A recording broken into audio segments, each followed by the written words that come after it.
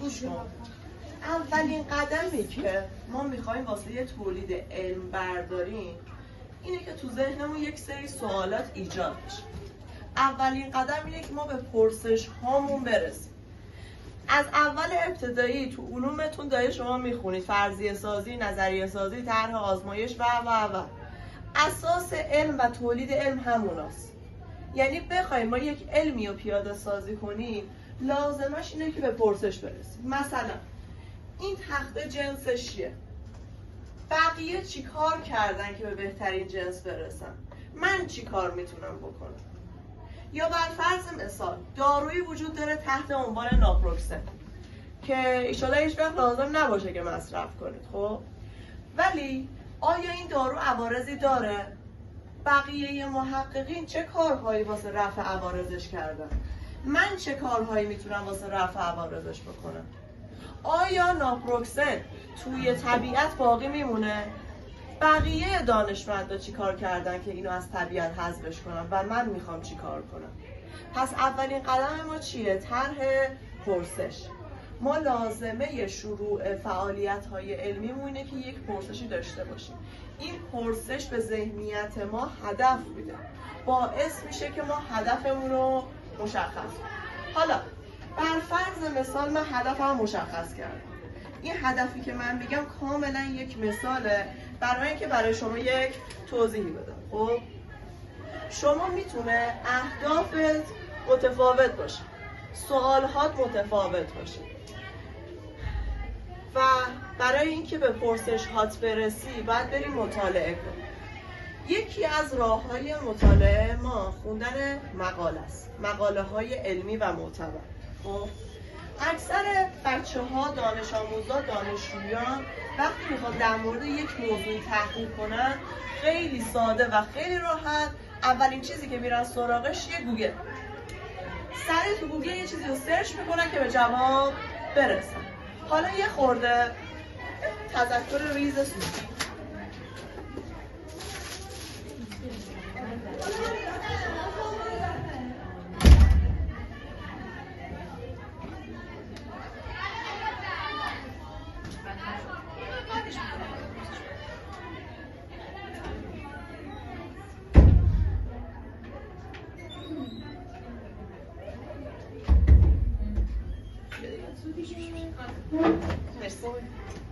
خب قشنگم نگاه کن. گفتم چی؟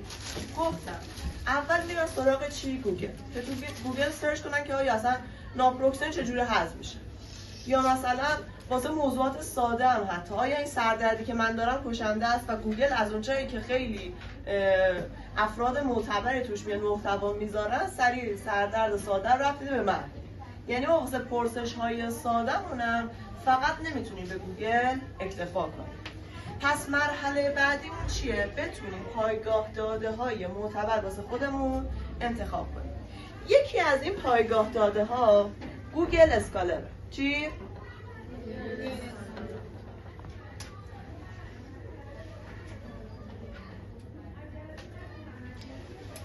این صفحه گوگل اسکالر ما. خب تو این گوگل اسکالر وقتی شما یک موضوعی رو سرچ میکنید برای شما دیگه داخل وبلاگ ها و محتواهایی که داخل وبلاگ ها گذاشتن که معلوم نیست نویسندش چیه، چه مشخصاتی داره، چه تحصیلاتی داره واسه شما نمیاره.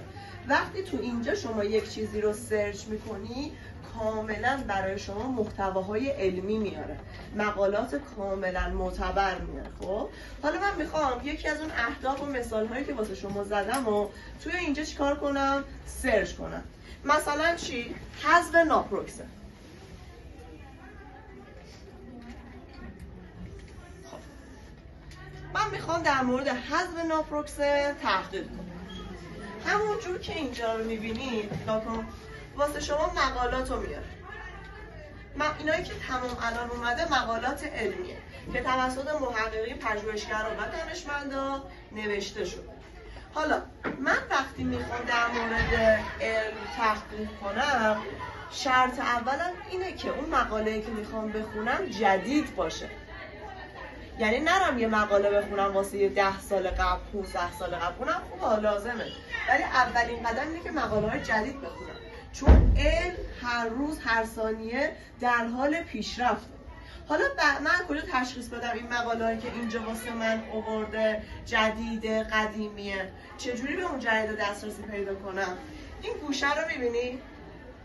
این گوشه اومده مقالات رو بر اساس سال مرتب کرد، 2024 2023 2020 یعنی شما به هر سالی که بخواید مقالات اون سال میتونید دسترسی پیدا بکنید. حالا من میخوام یه مقاله تو سال 2024 پیدا کنم، پس روی تایم 2024 میرم و بدین ترتیب مقالات جدید واسه من میادش.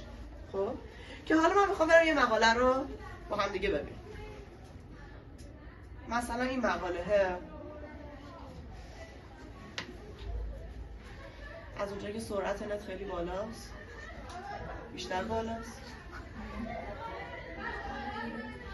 مثلا الان اینو واسه من آورد، این مقاله رو واسه من آورد، تیترش اینه.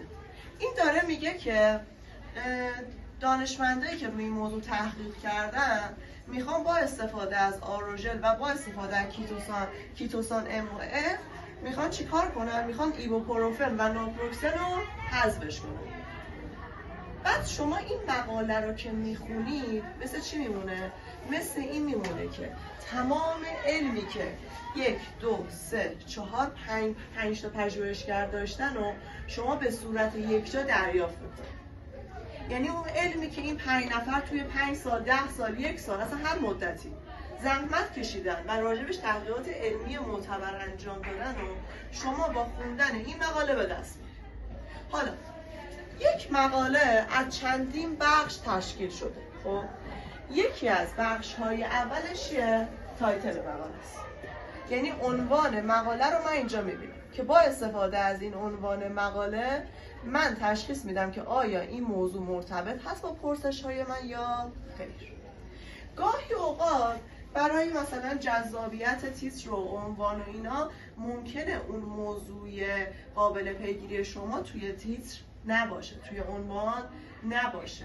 بعد بریم باقی قسمت‌های مقاله هم مطالعه کنیم. خب تا بریم وارد مقاله بشیم من همینجا یه توضیحی بدم. ما یه واژه‌ای داریم تحت عنوان Open Access. چی؟ Open Access. Open Access یعنی چی؟ یعنی مقالاتی که دسترسیش واسه همه آزاده. من لازم نیستش که برای مطالعه اون مقاله پولی رو پرداخت کنه. خب خود اون محقق یک پولی رو به اون ژورنال داده که اون مقاله واسه همه در دسترس باشه، ولی همه مقالات این شکلی نیستن، لازم دارن که ما اون مقاله ها رو خریداری کنیم. ولی از اونجایی که ما تو ایرانیم و یک سری محدودیت ها وجود داره، راه دو در راه هم وجود داره. خب یک سری سایت ها هستن که این مقالات پولی رو واسه ما رایگان دانلود میکنن. خب که یکی از این سایت ها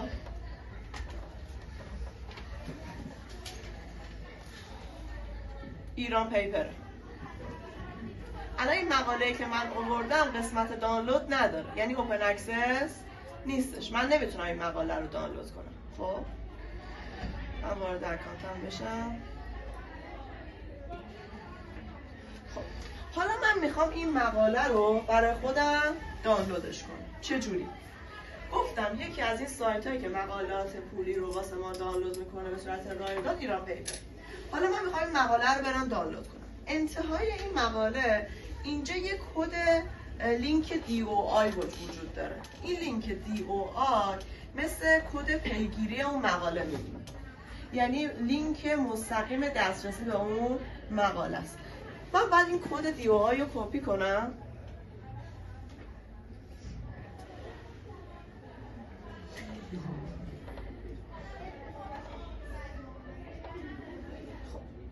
من اینو کپی میکنم، میرم توی همینجا ایران پیپر، اون لینک رو اینجا قرار میدم و ثبت میکنم که واسه من پردازش و دانلود کنم.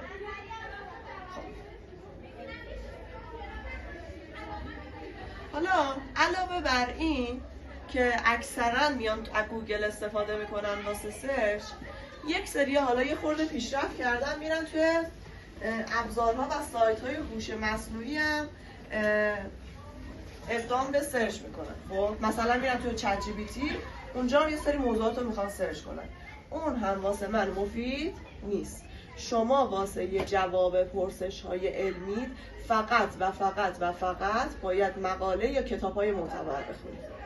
هیچ چیز دیگه ای واسه شما معتبر نیستش. خب نگاه کن، الان این مقاله چون خیلی جدیده، یعنی داغ‌ترین مقاله‌ایه که امروز بارگذاری شده توی اون ژورنال آپدیت شده. خب الان واسه من به صورت خودکار دانلودش نمی‌کنه، بعد درخواست بدم که لینکشو واسه من ایمیل کنید.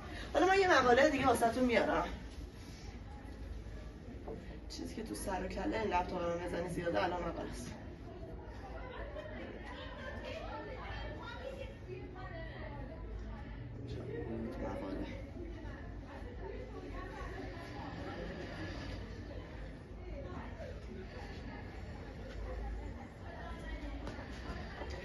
این یک مقاله است. خب یه مقاله رو که شما دانلود میکنید همچین ساختاری داره. ببینید این ساختار یک مقاله است که شما باید این مقاله رو کامل مطالعه کنید که به اون علمش دسترسی پیدا کنید. حالا میخوایم با هم دیگه اجزای یک مقاله رو آنالیز و بررسی کنیم. گفتیم اولین قسمت مقاله چیه؟ تیتر یا عنوان است. پایین تر که میان نام محققین رو واسه ما نوشته که مثلا این دانشمندان، این محققین این مقاله رو واسه من نوشتن و بارگذاری کرده. زیرش یه قسمتی داره افیلیشن. این افیلیشن یعنی چی؟ میگه که این مثلا خانم فلان یا آقای ایکس توی کدوم دانشگاه یا زیر مجموعه کدوم ارگان و دانشگاه تحصیل کرده. شاید مثلا توی یک دانشگاه خیلی معتبر مثل آکسفورد و اینا تحصیل کرده باشه یا پیام نور سراحی قزوین. خب بستگی داره که کدوم دانشگاه مطالعاتش رو انجام داده باشه. حالا چون مقالات یه خورده فیلترش و اکسپت کردنش خورده دشواره، اینجوری نیستش که بگی مقالاتی هستش که ارزش علمیش صفر باشه، چون که برای اینکه از این فیلترها رد بشه خیلی سخت. پس چی شد؟ تایتل، اسم دانشمندا و افیلیشن. این گوشه واسه شما کلید واژه ها رو میاره. این کلید واژه ها به من چی رو میگه؟ توی این کلید واژه ها شما باید عنوان یکی از پرسشات رو ببینید. مثلا من حذف ناپروکسن ایدم بود. خب یا مثلا اینجا در مورد چیه؟ این مقاله در مورد آفالاتوکسین بیواره. خب این در مورد این کلید واژه‌اش در مورد که حذف آفالاتوکسین بیوان که یک سم قبلا بهتون توضیح داده بودم چجوری حذفش میکنه. قسمت بعدی مقاله ابسترکت یعنی چی؟ یعنی چکیده. بهتون گفتم اگه توی عنوان پرسشتو پیدا نکردی بعد بری بقیه قسمت‌های مقاله هم نگاه کنی. یکی از این قسمت‌ها ابسترکته. شما میای ابسترکت رو میخونی. توی ابسترکت اون محقق اومده چکیده نتایج و کلیت کارش رو توضیح داده که مثلا الان اینجا به من گفته که چند دقیقه طول کشیده که این سم حذف بشه، از چه کاتالیستی استفاده کرده، اندازه ذرات چی بوده. خب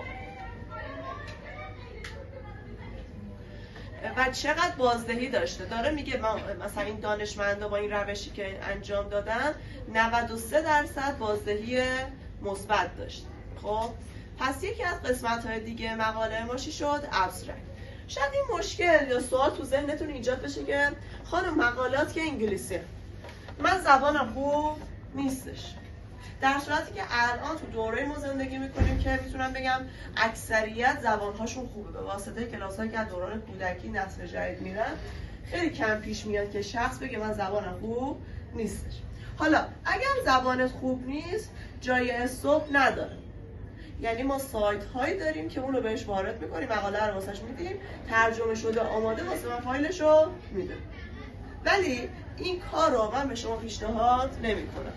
5 تا مقاله شخص بخونه، خودش ترجمه کنه، بعد 5-6 تا مقاله خودش دیگه به اون قدرت و ترجمه خاص خودش میرسه. چون زبان ساختار مقالات یک زبان علمیه و به مرور شما با مطالعه خود مقاله هم زبانت پیشرفت میکنه هم علمت. قسمت بعدی مقالات اینتروداکشن یا همون مقدمه. خب توی این مقدمه دوباره میاد میگه که اصلا چرا میخوان این کارو کنن، از چه چیزایی میخوان استفاده کنن، مشکلات زیست محیطی، مشکلات اقتصادی، تمام مشکلاتی که این پرسش داره چی بوده و چجوری میشه حذفش کرد. خب و قسمت بعدی مقاله ما بعد ابسترکت و اینتروداکشن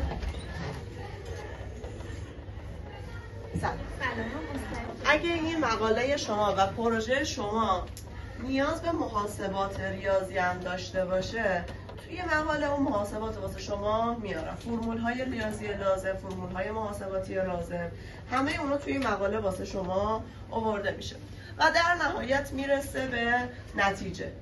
خب یعنی بعد از اینکه توضیحات رو دادش، بدنه مقاله مشخص شد و قدم به قدم توضیح داد که این مقاله چجوری نوشته شده، پروژه چجوری بوده، میرسه به نتیجه گیری و توی نتیجه گیری به شما میگه که از این مقاله چه دستاوردی حاصل شد. این اجزای مقاله است و آخرین جزء مقاله ما رفرنس.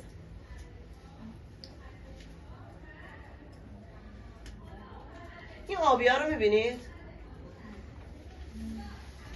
اینا. خب برم پایین باقیشم نشون بدم. این محققان برای اینکه این مقاله رو بنویسن 72 تا رفرنس داشتن. از این بیشتر هم یعنی واسه نوشتن این مقاله شخص 72 تا مقاله خونده و شما با مطالعه 12 صفحه داری به دانش‌های اون شخص که این همه مطالعه داشته دست پیدا می‌کنی. پس ببین چقدر شما رو جلو میندازه. به جایی که شما بیای 70 تا مقاله جدا جدا بخونی از سالهای مختلف، با انتخاب درست یک مقاله میتونی به دانش خیلی زیادی دست پیدا کنی و مطمئنی که حرفش درسته، حرفش علمی و منطقیه. خب حالا تا اینجا اوکی، سوالی نیست؟ هیچ سوالی نداری تا اینجا؟ برای اینکه من به یک پرسش برسم گفتم که باید نگاه همو تغییر بدم. نگاه هم سوال برانگیز باشه، همه چی واسه من سوال بشه. اصلا واسه خودت محدودیت ایجاد نکن. تو در مورد هر چیزی میتونی توی ذهنت پرسش داشته باشی. جنس این چیه؟ چقدر طول میکشه خراب بشه؟ چقدر طول میکشه عمر مفیدش تموم بشه؟ بقیه چه پروژه هایی داشتن که بتونن عمر اینو تغییر بدن؟ چه مواد جایگزینی واسش وجود داره؟ آیا این واسه محیط زیست مضره؟ من میخوام چی کار کنم؟ در مورد همه چی تو ذهن پرسش باشه. گرچه روی دیوار چه ساختاری داره؟ چه استقامتی داره؟ آیا در مقابل آتش سوزی مقاومه؟ آیا رنگ گچ داریم که در مقابل آتش سوزی مقاوم باشه؟ چه کسایی چه کارهایی انجام دادن که به اون مقاومت دست پیدا کنن؟ من چی کار کنم؟ پس راجع به هر چیزی شما باید توی ذهنت پرسش ایجاد بشه.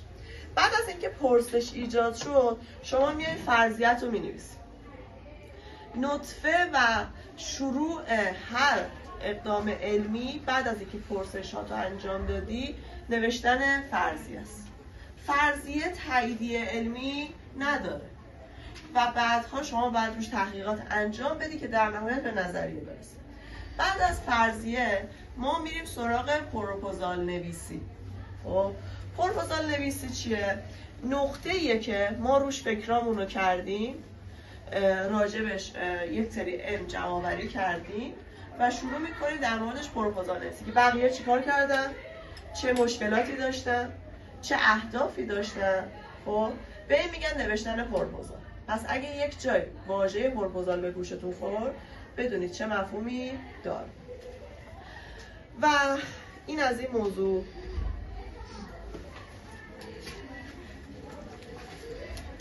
علاوه بر گوگل اسکالر که شما میتونید مقالاتتون رو سرچ کنید، واسه هر شاخه‌ای یک سری پایگاه داده های علمی دیگه هم وجود داره. من این پایگاه های علمی ها رو با استفاده از موضوعات مختلف براتون قرار میدم. لینکش رو براتون میذارم که مثلا تحقیقتون اگه در مورد زیست شناسیه سراغ چه پایگاه داده ای دارید، اگه تحقیق در مورد ریاضیه کجا برید، اگه شیمیه کجا برید. مثلا برای شیمی یکی از پایگاه های معتبر ساینس دایرکته، یه سایتیه تحت عنوان ساینس دایرکت که الان من سایتش رو میارم بهتون نشون میدم.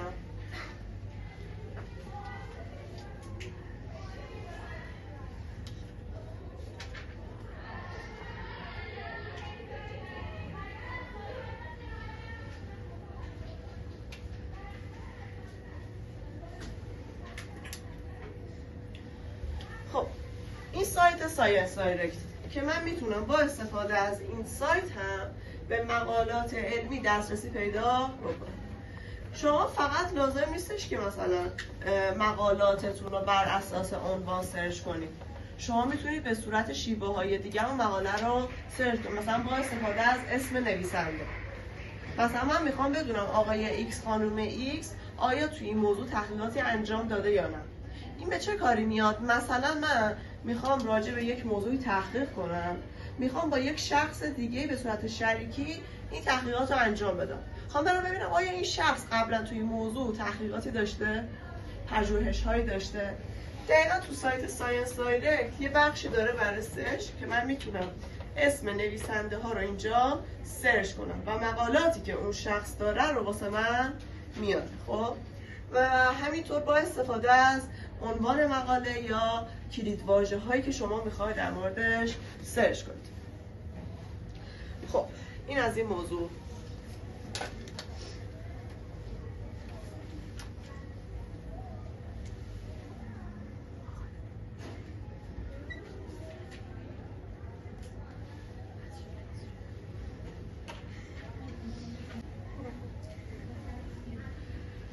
خب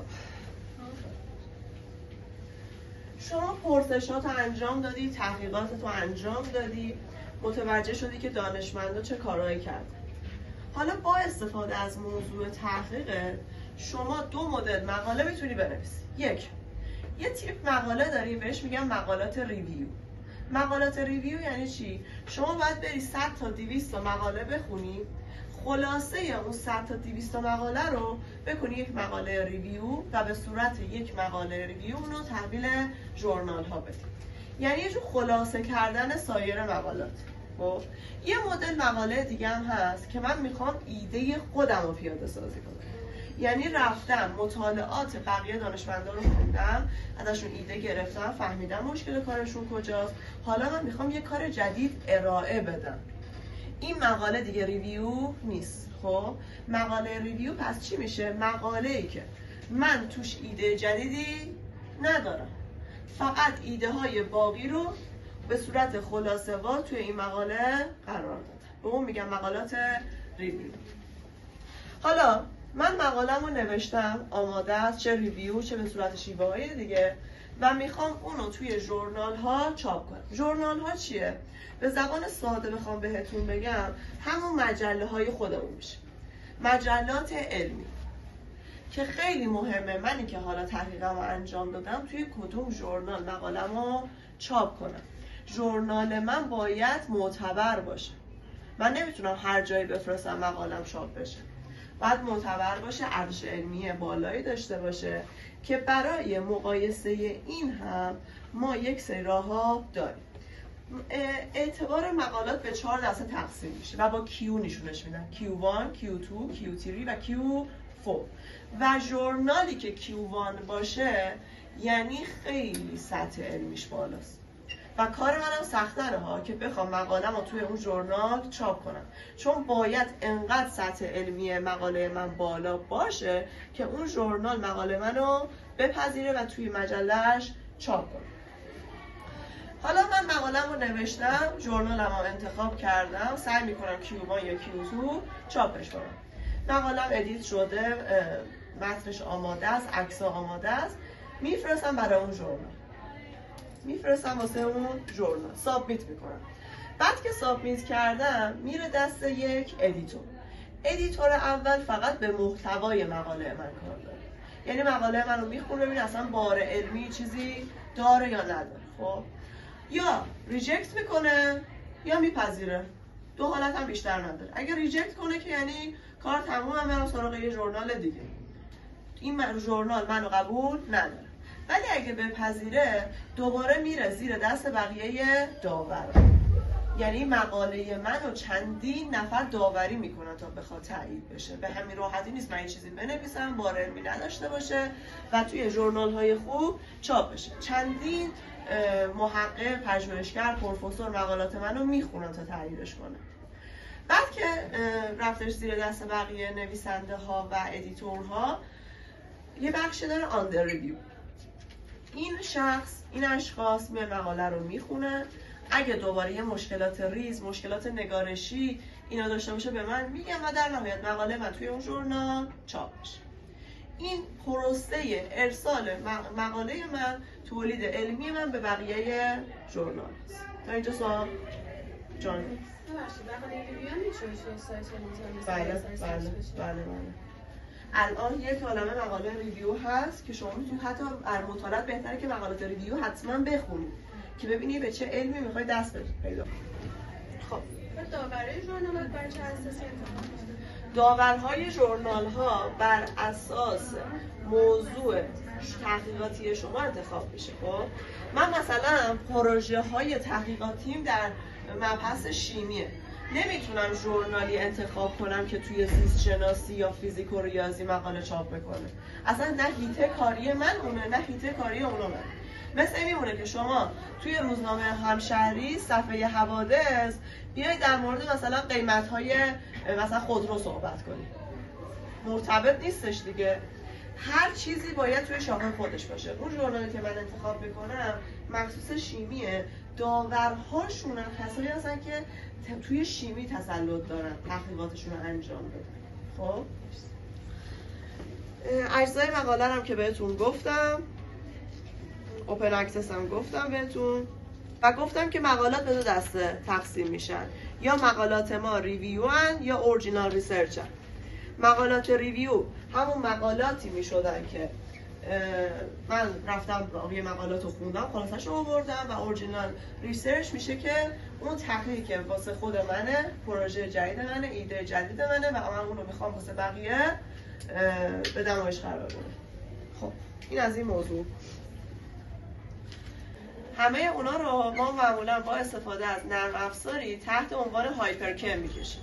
خب مثلا یه مولکول شما بلدید متان، درسته؟ من میخوام الان اینجا یه متان بکشم. فرمول شیمیایی متان چیه؟ CH. خب یعنی یه دونه کربن دارم که وسط قرار میگیره، 4 تا هیدروژن که دور تا دورش میشینه.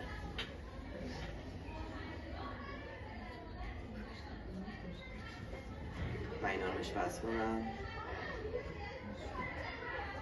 دارم متان میکشم.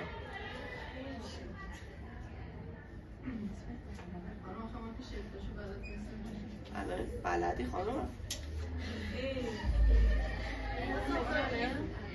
بله نگاه کنید CH4 اون شکلایی که تو کتاب درسیاتون هست مولکول ها. این سایت نیست، نرم افزاره، اسم نرم افزار هایپرکمه. خب یا مثلا یه مولکول دیگه، این برنامه برای شیمیه. مثلا من میخوام حلقه بنزن بکشم، آب چشم.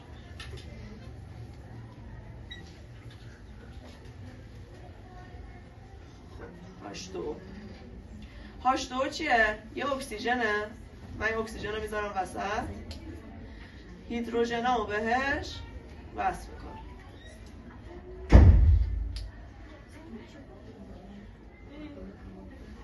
این شد H2O.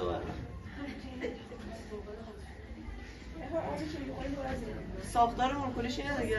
خانم جان آدرنالین که بود توی هفته پیش تو تندون اونم میشه که بله. شما مثلا میخواید ساختار یه ماده رو تو این برنامه بکشید. اولین قدم من اینجا سرچ میکنم چی؟ فرمول همون آدرنالین. هایپرکم. نگاه کن این ساختار آدرنالین. من میخوام اینو بیام توی برنامه هایپرکم رسمش کنم. یه حلقه بنزن داره و بهش گروه ها وصل شده. من میخوام اینو بکشم تو برنامه.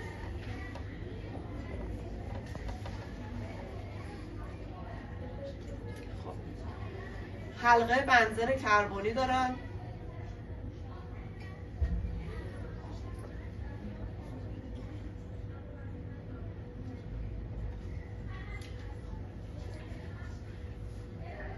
اگه کسی این برنامه رو یاد بگیره خیلی واسش کار زیاده، یعنی پروژه های علمی زیادی رو میتونه بگیره. خیلی از دانشجوها تو دانشگاه با اینکه شیمی هم میخونن این برنامه رو بلد نیستن. همه شما نیستن. شما لاس داری گلم. خب دیگه چی داشت؟ یه اوهاش بهش وصل شده.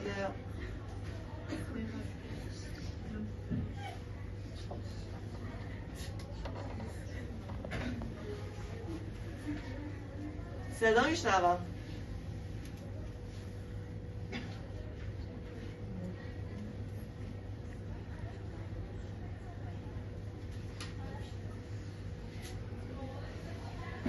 اینجا یه دونه اکسیژن بهش وصل شده بود.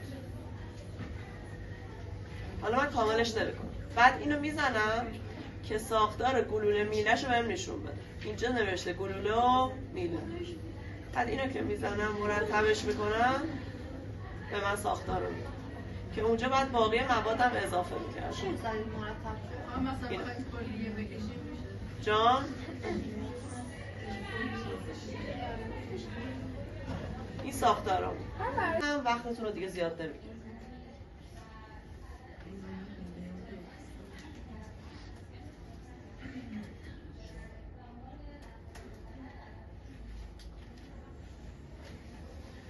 من بهتون گفتم یک سایتی هست که دانشمندان و محققین از طریق اون سایت با هم دیگه ارتباط برقرار میکنن. سایتی تحت عنوان ارکید.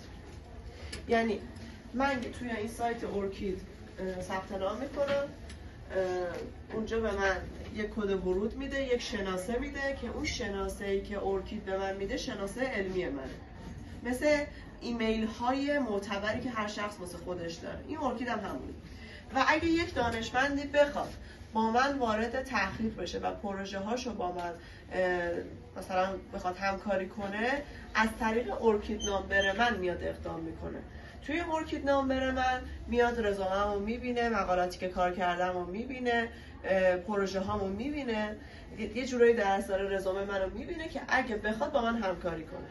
خب و نظر من اینه، حالا فعلا که به کار شما نمیاد، ولی میخوام به عنوان هدیه بهتون یاد بدم که چجوری توی ارکید نامبر ثبت نام کنید و حالا ان که دستم خوب باشه شما عضویتتون رو انجام بدید تا 10 سال آینده امیدوارم تک تکتون حداقل یکی دو تا مقاله معتبر توی ژورنال‌های بین‌المللی داشته باشید. خب اولین قدم اینه که من وارد سایت ارکید نامبر میشم. خب اینجا یه قسمت داره برای ثبت نام، وارد این قسمت میشم. اگه خب قبلا حساب داشتید که اینجا وارد میکنید ارکید نامبرتون و پسوردتون رو که وارد بشید. اگه هم نه که بعد واسه خودتون یه دونه اکانت جدید بسازید که توی این ساختارش هم خیلی راحته دیگه. شما ازتون اسمتون رو میخواد، فامیلیتون رو میخواد، ایمیل آدرستون رو میخواد که اینجا عضویتتون رو انجام بدید. عضویتش اصلا کار سختی نیستش. شما میتونید به راحتی توی این سایت عضو بشید و کد ارکید نامبرتون رو از این سایت دریافت کنید. خب حتما این کار رو بکنید. به چه دلیل؟ به این دلیل که شما بالاخره قراره به زودی انشاءالله وارد دانشگاه بشید. تو همون سال اول دانشگاه توی لیسانس مثل بقیه نباشید که صرفا وارد دانشگاه شدن و میخوان یک چیزی واسه گرفتن مدرک وقت گذرونی اینو داشته باشن. شما برید سراغ استادهای خوب اون دانشگاه، باهاشون صحبت کنید و درخواست کارهای علمی رو خودتون بهش بدید. توی کارشناسی ارشد هیچکس دنبال شما نمیاد. خانم شما بیا من یه کار علمی خوب انجام بده. خودت باید تشنه یادگیری باشی. خودت باید تشنه گرفتن یک رزومه جدید باشی.